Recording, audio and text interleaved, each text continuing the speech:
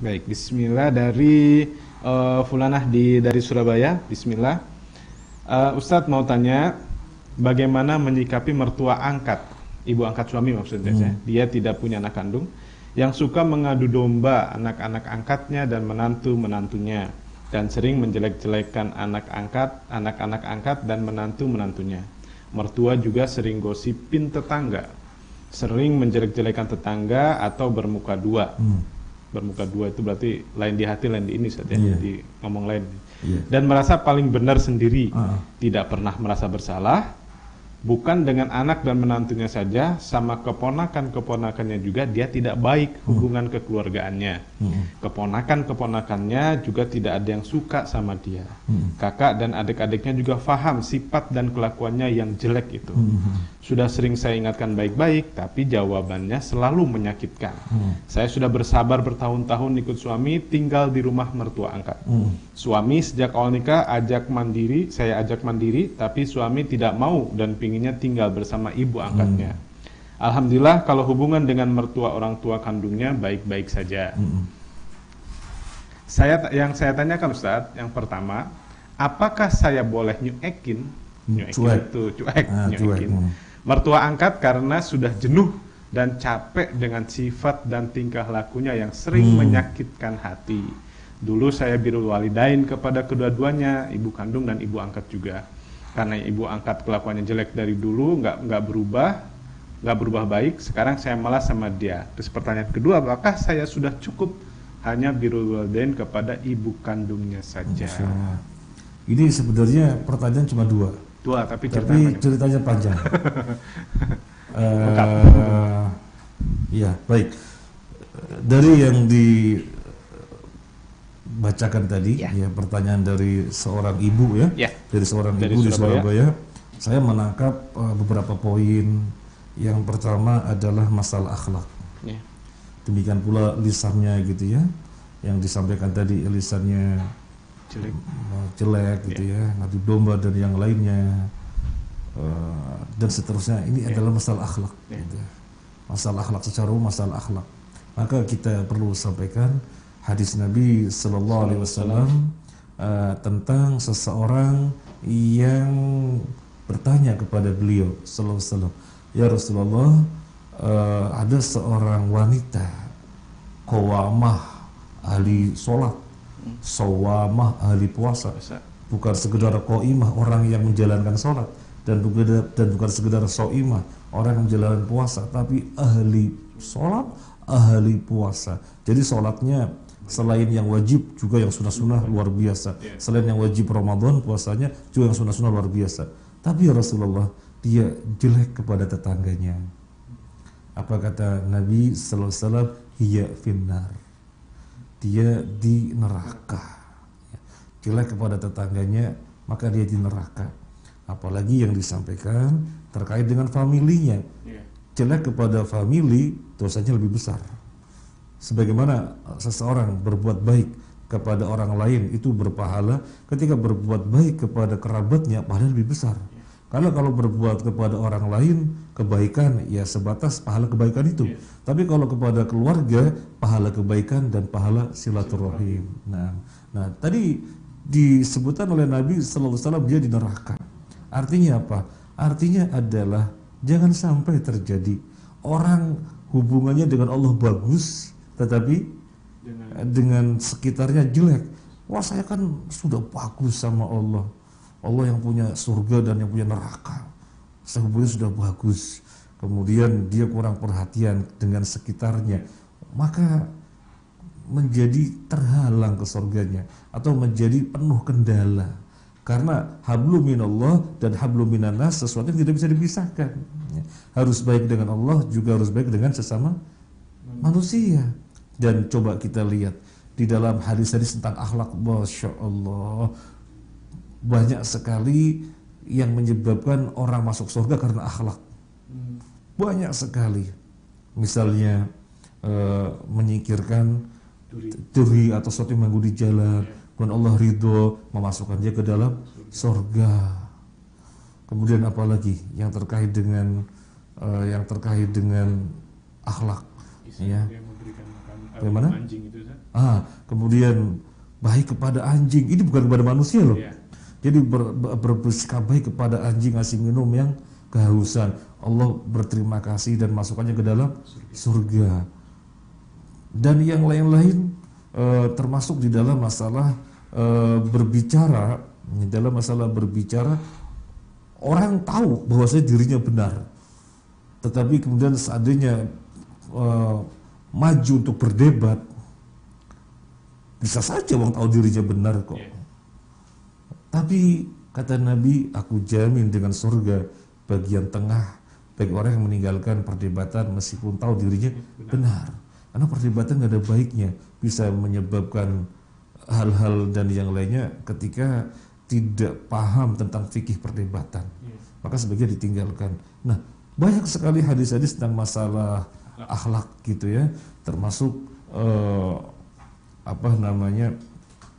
Nabi mengatakan bukanlah silaturahim tingkat tinggi, ini bahasa terjemah bebas.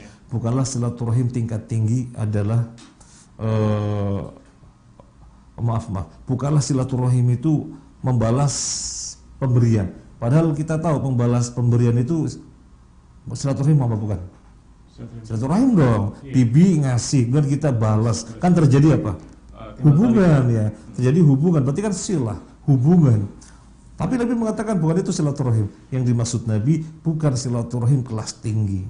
Silaturahim kelas tinggi adalah ketika Anda diputusin, Anda tidak pernah memutuskan, tetap menyambung. Begitu. Nah, ini terkait dengan masalah akhlak banyak sekali. Oleh karena itu yang pertama, poin yang tadi pertanyaan yang ditanyakan panjang itu ada beberapa hal. Yang pertama saya tahu itu akhlak. Perbaikilah akhlak dan pelajarilah akhlak. Pelajarilah akhlak. Dan alhamdulillah kita menulis tentang akhlak. Judulnya apa buatnya? Akhlak Anda sudah mulia. Di situ kita bahas panjang lebar tentang masalah akhlak ya. Kalau kita bahas di sini nanti terlalu panjang. Kita cukup sampaikan di antara yang dibahas dalam buku itu, kandungan akhlak ada 3. Kaful adha, menahan diri dari menyakiti orang lain. Menahan diri dari menyakiti orang lain. Yang kedua, bazlun nadah, mengerahkan segala potensi yang dimiliki untuk kemaslahatan orang lain. Yang ketiga, basyasyatul wajah, tolaqatul wajah, muka yang berseri-seri, gampang senyum, sumeh. Itu kandungan akhlak. Pembahasannya bisa dilihat dan agak panjang. Kita menulis begitu karena dari keprihatinan juga Bu Fatia. Banyak orang secara akidah bagus, nggak ada kesyirikan, secara ibadah hubungan dengan Allah bagus, tapi nanti kedodoran dalam masalah akhlak. Ya. Nah, ini yang pertama. Kemudian yang kedua, tadi sesungguhnya sudah disinggung ya, tetapi secara khusus kita tegaskan kembali masalah lisan. Lisan itu kalau nggak hati-hati bahaya sekali. Sampai Nabi bersabda, betapa banyak orang berbicara dengan kalimat yang dia tidak menyadari bahwasanya kalimat itu adalah kalimat yang Allah murkai, akhirnya menjatuhkannya ke dalam neraka sejauh antara timur dan barat. Kalau jarak ke putih ke sini kan bisa dikatakan misalnya 2 kilo atau 3 kilo. Nah, ini jarak antara timur dan barat gimana? Artinya dalam sekali terjerambabnya gara-gara tidak menjaga lisan. Makanya cukuplah kita mengingat-ingat hadis Nabi, faliyakul khairan aw liyasmut. Ngomong yang baik atau diam. Jadi ketika kita ngomong berbicara, pastikan itu tidak menyelisih syariat. Banyak kaitannya tidak menyelisih syariat ya, banyak, termasuk tidak nyakitin orang lain. Ini kan artinya tidak menyelisih syariat. Kalau dikiranya tidak baik, menyelisih syariat, diam. Berarti sekiranya mau ngomong buruk, ya diam. Mau ngomong tapi kayak nyakiti orang lain, diam. Dan itu perlu berlatih. Karena bisa jadi ada orang yang gatel, pengen langsung komen, pengen komen, lihat komen rasanya gatel kalau nggak komen. Harus berlatih. Jadi pikir dulu baru komen. Gitu. Baik. Ini yang kedua. Yang ketiga, dakwah butuh sabar. Ini kan tadi disampaikan, kita sudah mengingatkan gitu ya. tapi tetap aja ngomongnya nggak enak, sudah mengingatkan, sudah menyampaikan, maka kita katakan dakwah butuh sabar. Dakwah butuh sabar. Dan sabar tidak ada batasnya. Dan sabar tidak ada batasnya. Ya, ini sekaligus menjawab tadi ya. Apakah saya cuekin saja gitu? Jangan. Ya. Dakwah itu butuh sabar. Ya, baik. Kita melihat Nabi Sallallahu Alaihi Wasallam baiknya kurang apa? Manusia terbaik, ya. Tetapi kemudian orang menyakiti dan yang lainnya, beliau bersabar sekali. Dan beliau sampai malaikat penjaga gunung itu iba dan menawarkan sekiranya beliau mau akan ditimpakan gunung ke mereka. Nabi bilang jangan, saya berharap nanti dari keturunan mereka orang-orang yang mentauhidkan Allah. Sabar sekali.